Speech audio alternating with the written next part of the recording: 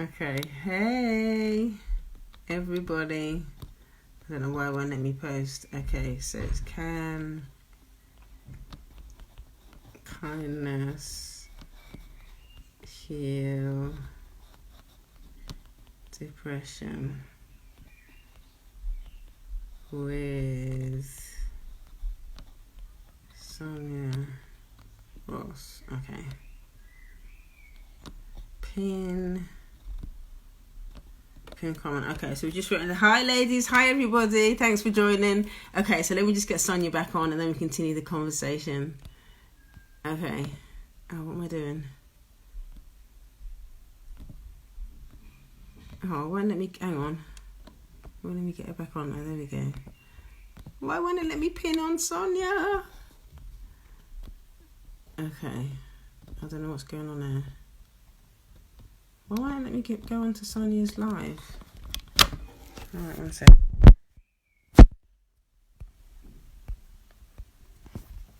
For some reason, it won't let me...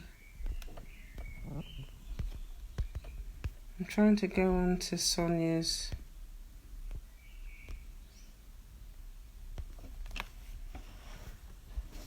Okay. Oh, I know. Have I just turned my thing around? So you're now looking at... Okay. Sonia, you in the live?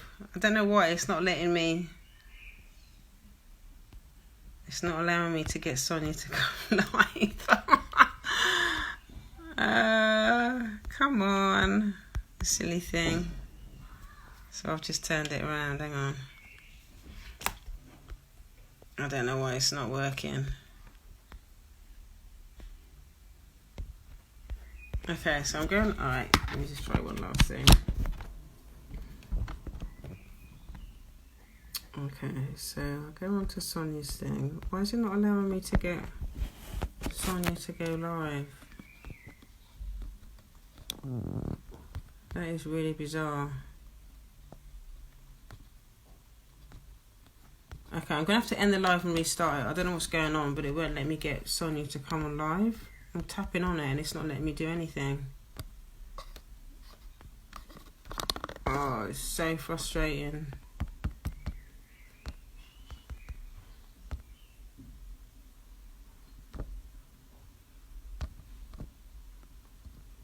Come on.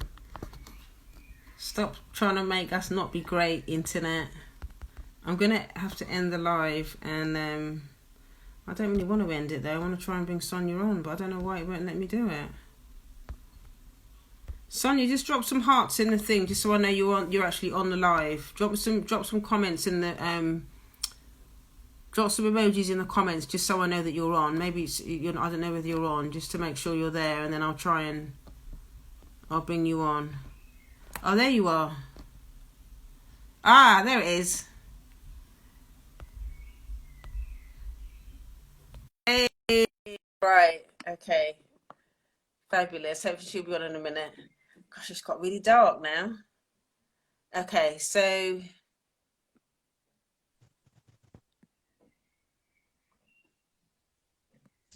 There you are! Yes, you're back.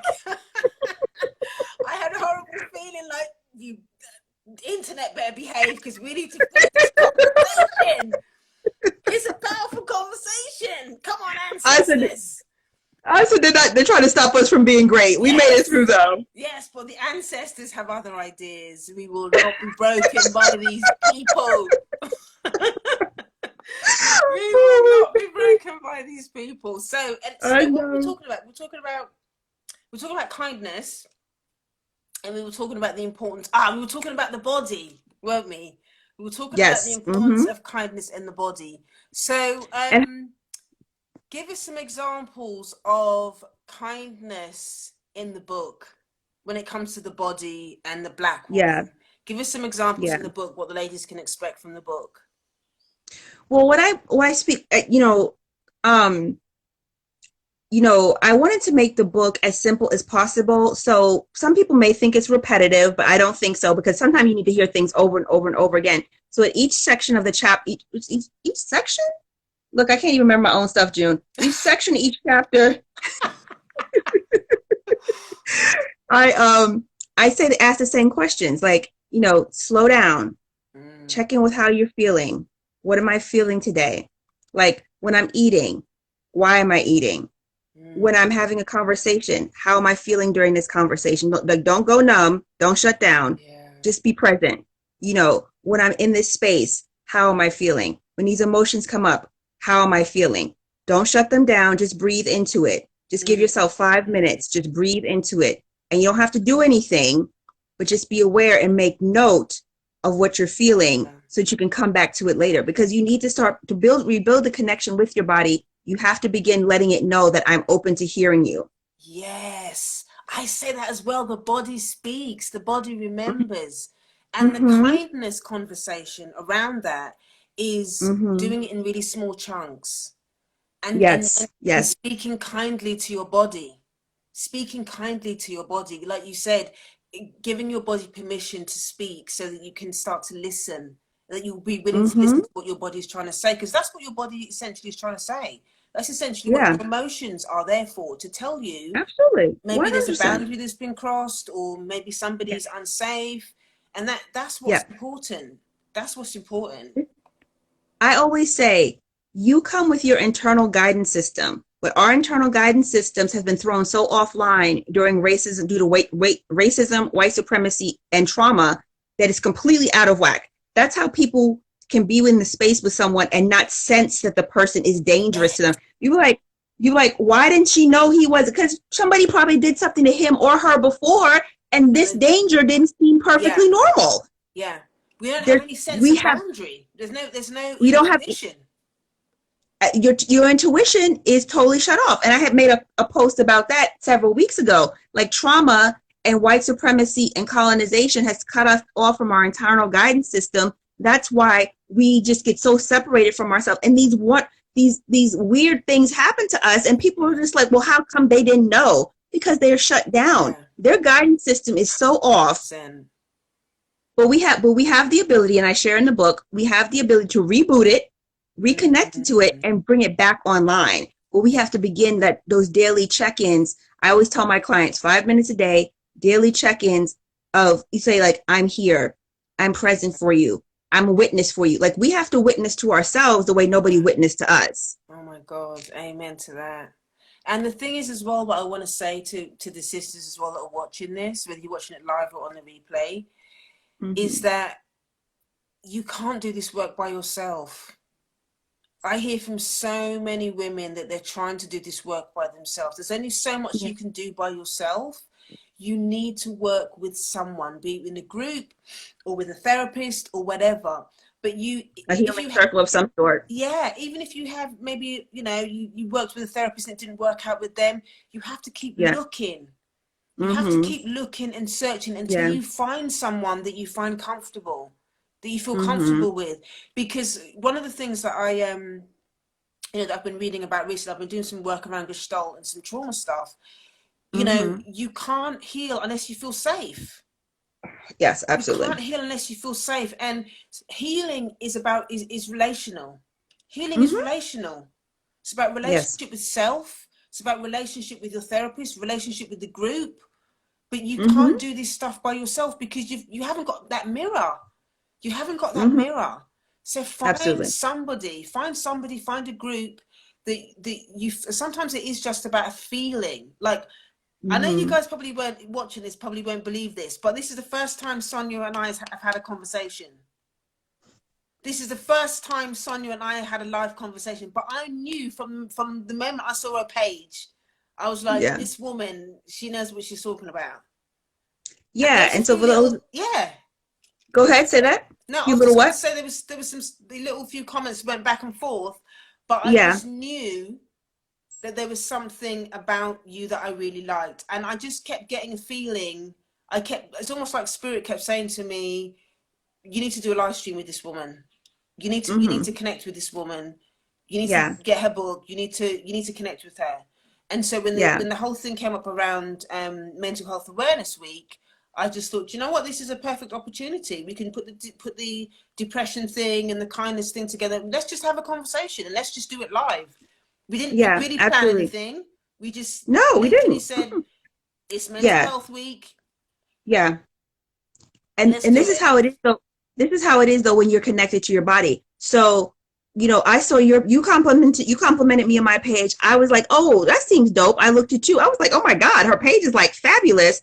And then but I had gotten a message from Spirit that I was going to connect with somebody in the UK. Like, you're going to connect with somebody in the UK. And it was like a sister in the UK. I got that message. I was like, okay. And then when we were trying to set this up, there was never a part of me that said I need to speak to June first. I was totally okay coming on the live with you blind. Yeah, same.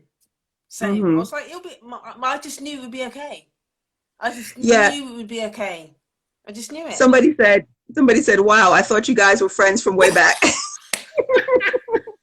Maybe we were on another life. But we don't know. This is what happens. Okay? This is what happens when you do this work. I've got so many intuitive feelings about working with different people for different reasons, and I don't know why, but sometimes I just keep getting their name in my ear, like, you need to talk to this person, you need to do this, and I don't understand why, but then obviously this conversation for me is confirmation of why we needed to have this chat. Absolutely. Absolutely. And so sisterhood, when you're ready for sisterhood, the sisters appear. That's what happens. 100%.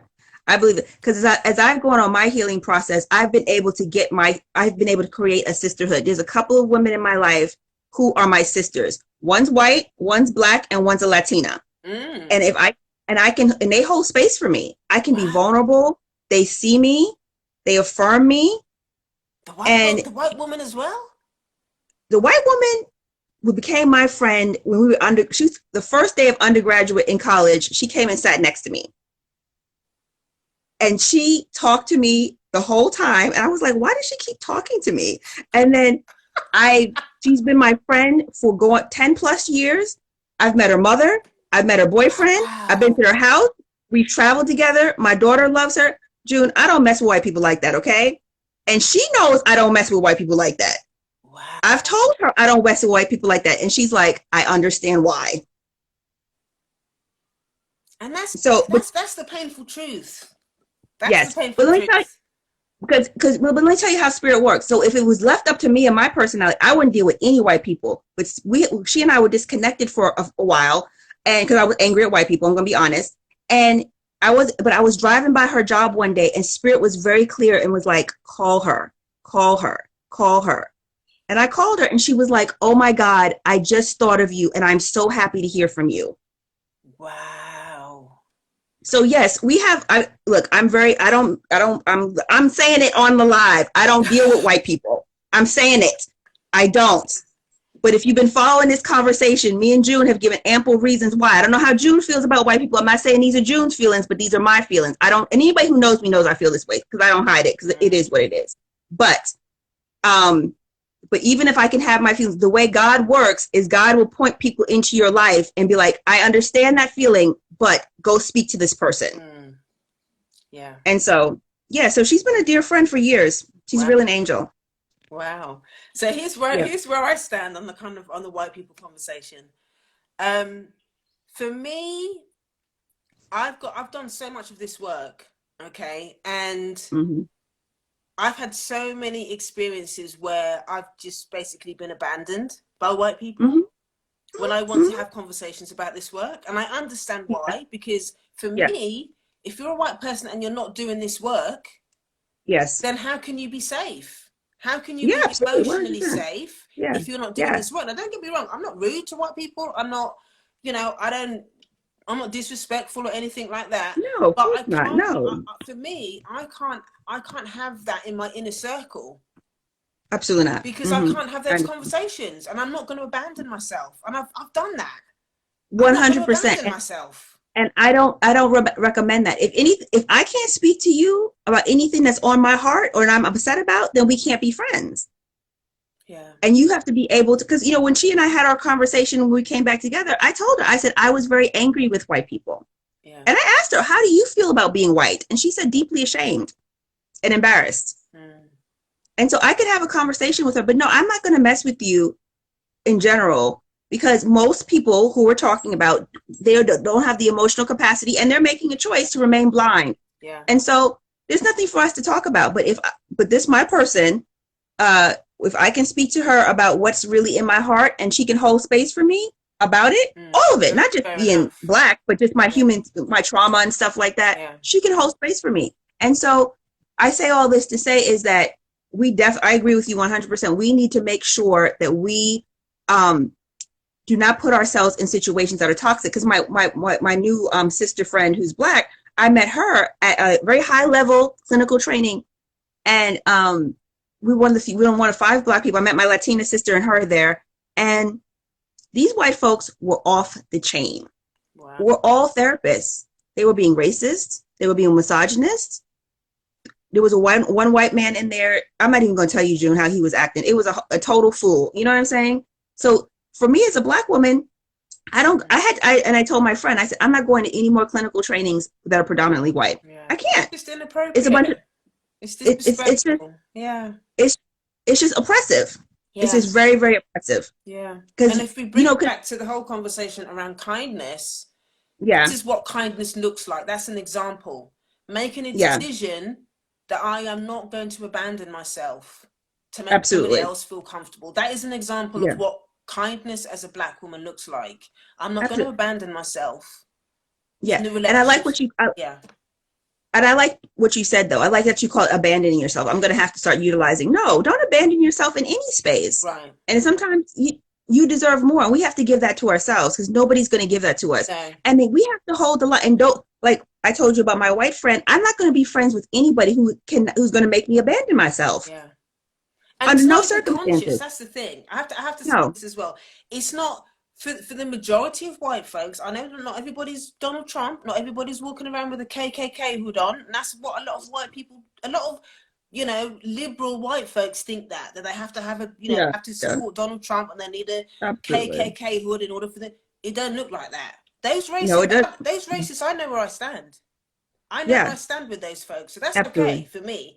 The ones that for me that feel more unsafe are the ones that are unconsciously racist. Absolutely. Because it's the way they've been raised, because they didn't realize it, and all the rest of it. It's someone else that kind of will get in their feelings when you talk about racism and absolutely. All of that. It's just it's all of that white fragility stuff. They're the ones that become more offended and will start centering themselves and all of those sorts of people, and it becomes unsafe. It becomes unsafe. And that's what I experienced when I went to that training. And it was a lot of that, because, I don't know how it is in the UK, but here in the United States, if you're in the social work field or the counseling field, you're automatically stereotyped as being a little bit more liberal and about this and about that and all this airy-fairy stuff. You get in there, and it's a lot of that passive-aggressive racism. Yeah. Yeah. Mm-hmm. It's nice racism. Yeah, soft racism. My client called it soft racism. I was like, man, look, it's too much. See, it's that racism where in your gut it's racism, but you can't really call it out. It's a bit sort of fuzzy, and it's just, I ain't got time for that. I ain't got time for that. If I have to explain it, I ain't got time for that. So that's how I'm kind to myself, and that's what I 100%.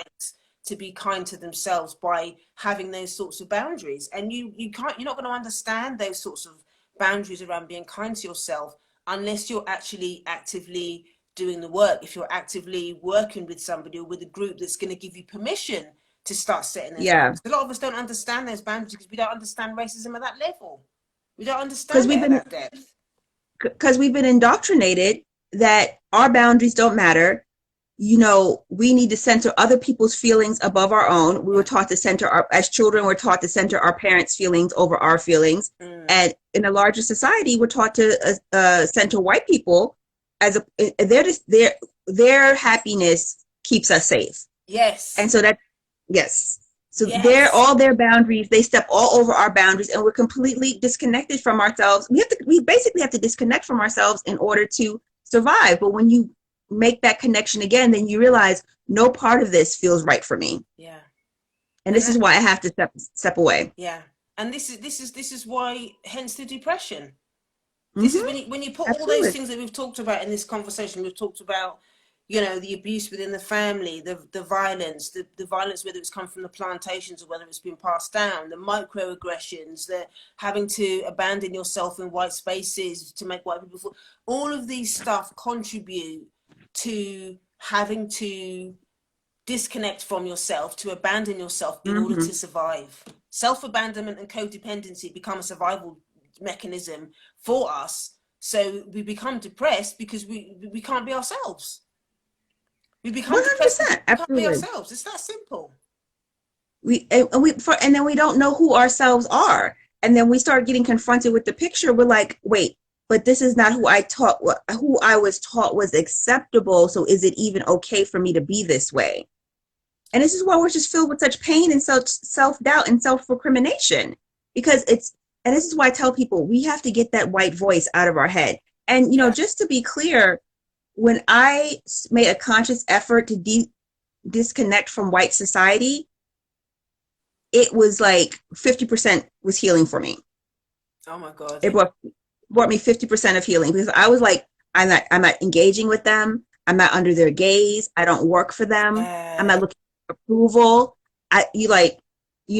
And so when I go into these spaces with these white clinical trainings and they're so exhausting, I'm like, I don't have to do this to myself. That makes so much sense. Like, this isn't about me. This has nothing to do with me. They're not speaking to my experience. They're speaking about them.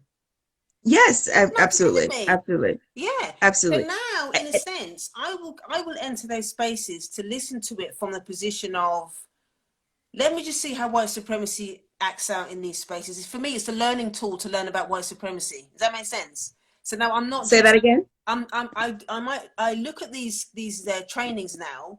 I look at them also through the lens of white supremacy. So it's a learning opportunity for me to learn about how white supremacy operates. Do you know what I mean? So look at it. Absolutely. Yeah. So there's so many different layers to it. So let's see. So Funky Skinner is saying, I'm recognizing survival behaviors in relatives. Self-worth is attacked when you can't be yourself. Yeah, I was told children should not be seen and not heard. My throat chakra was closed until I started doing the work. This is the operative thing. And I think, you know, the thing that's most, let's talk about tools. Let's talk about tools now. Because I'm going to have to go in a minute, it's getting late.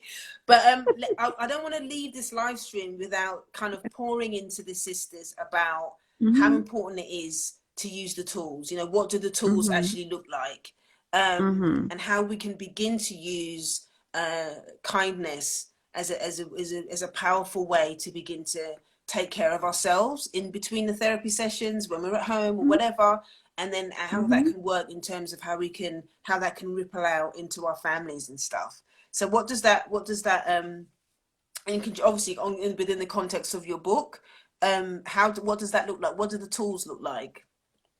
You know, I like to keep things very simple and basic. I don't want people to be intimidated. I want them to understand you don't really to rebuild a relationship with yourself, it has to be a day-to-day process. So that's why I talk about the 5 minutes a day. Checking in with yourself. I don't go off into mindfulness and meditation because some of us are not even ready for mindfulness and meditation, and we don't want to do a spiritual bypass where we try to go deep into spirituality and we ignore our pain. Yes. You have to be. Oh my God, that's a whole nother live stream. I've got a rant about that, honestly. But I don't hear you with that. Yes, absolutely. And so, you know, we have to take moments and connect with ourselves. What I teach my clients is I'll give them a homework and I'll say, between now and next week, I want you to just make note of how you're feeling and don't do anything. Just drop your awareness very gently, like a soft touch, onto whatever's happening for you at the moment. And, you know, just a very soft touch. How am I feeling in this moment? And, you know, they'll tell me, well, you know, initially, Miss Ross, I wasn't feeling anything, but then the more I did it, it's like my body started waking up. I said, yes. I said, yes. And one of my clients said to me, she's like, you know, I got this feeling in my stomach. I thought it was hunger. She was like, but Miss Ross, it was anxiety.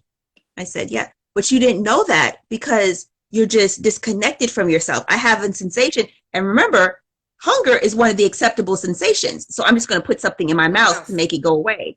Yes. But when I told her to just touch the feeling gently, gently, gently before, you know, she disconnects from herself. She slowly sent her body the signal. It was okay to wake up.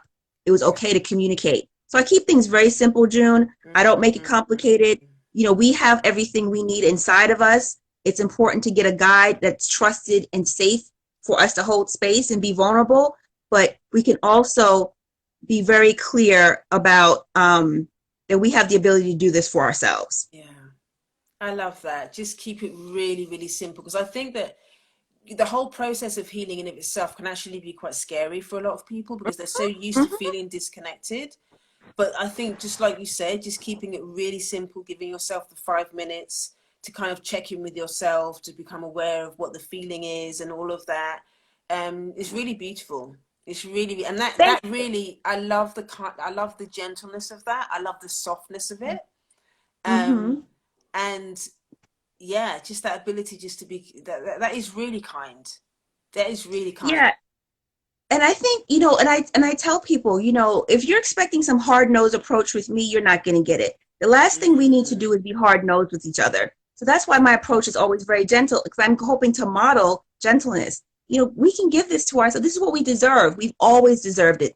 This type of awful dehumanization, this is how we recover from it, through kindness and gentleness. And I'm not, but I want to always put it in the proper context. The way you do is, you know, what we know we've suffered as a society, as a cultural group, so that people get what we've experienced, and that we're trying to put a band-aid and say, oh, it's kindness and gentleness is the answer. No, kindness and gentleness is the way of restoring our relationship with our body. But having a space where you can openly talk about what's been done to us, but that we can heal from it. Yeah, I agree. I love that.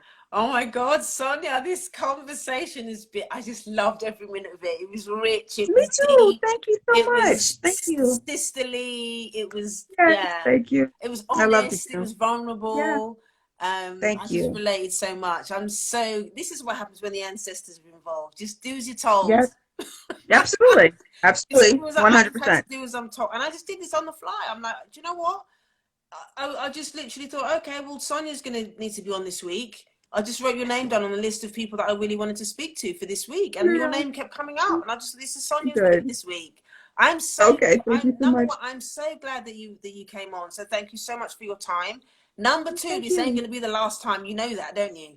I hope not. I loved it. I loved it. As I told you, I'm better in a group. Yeah, this is not going to be the last time. I've got so many other projects that are happening, and I am definitely going to have you on to do some private sessions with my group. The ladies, there's a couple of the ladies on the group actually on here that are saying things. So you definitely have to come on and do a private session in my group. You know, maybe we'll talk about some specific stuff. That'd be amazing.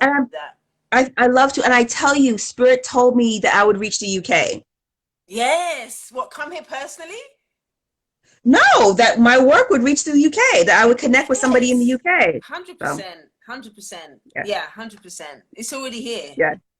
It's already here. So for anybody that's watching this live stream on the replay, or whether you're watching live, please go to Sonia's page. Sonia, you can tell them about the book and where they can, you know, if they want to do some one-on-one work with you, where can they do that? Well, I'm not open for one-on-one work now, but right now, but I'm planning on, it's my goal to launch a class around the book in July. The class will be free, so I can make it very entry level for everyone, but we'll be going through Master Your Depression and working on it together as a group. And it'll be an ongoing class that we'll have weekly. But if you'd like a copy of the book, you go to the link in my bio and click it, and you'll be able to purchase it for the pre-sale price that's currently $16, and that expires on Sunday. Fabulous. And your website, the name of your website? Oh, well, my website is based on my therapy practice, and it's just Full Circle Therapy Services, but I don't see clients out of state for that. Okay. But if you want to connect with me, please follow me at Full Circle Therapy Services. We're having a great conversation on the emotional wellness of Black women. Oh my God, Sonia, thank you so much for joining us. Thank you so much, June.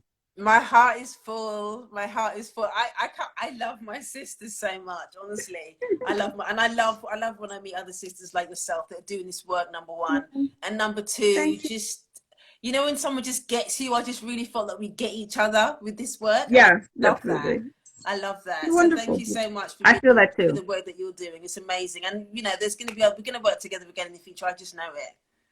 Okay, I hope so, June. I would love to work with you. And yeah, and I totally feel the same way. I was like, June is speaking my language. I was like, yes. It's so great. So for Okay. anybody, listen, if anybody else is on here that's watching this, that knows anybody else that is struggling with depression, that wants to know how to use kindness as a tool for connecting with their body and whatever, please share this live stream with them, tag them, let them know that there are sisters in here on fire doing this work, and that they need to know about June and Sonia, what we're doing. So obviously, if you've got any other Thank questions you about so anything much. else that's been shared in this live stream, you can connect with myself. Just send me a direct message, email me info@guideofgreatness.com, or you can connect directly with Sonia at Circle Therapy Services. At Full Circle Therapy Sorry, Services, Full you can Circle send me Therapy a DM Services. message. Yeah, Full Circle Therapy Services. You can send Sonia a direct message on there. Thank you so much, everybody, for joining, and we'll see you next time. Thank you, Sonia, again, for an amazing live stream. I look forward to connecting with you. Thank you. All right, take care, Thank you so much, everyone. June. Bye-bye. Bye. Bye.